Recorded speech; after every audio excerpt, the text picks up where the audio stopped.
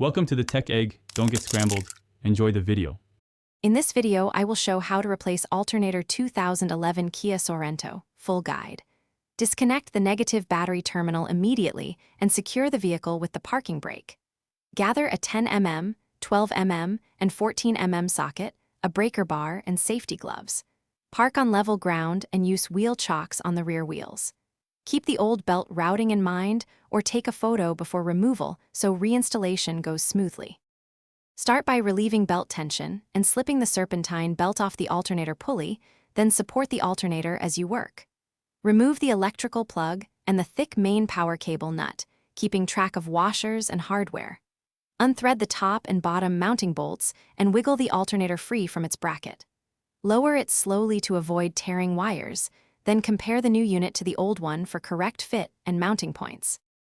Place the replacement alternator into the bracket and hand-thread bolts to align it properly before tightening to factory torque.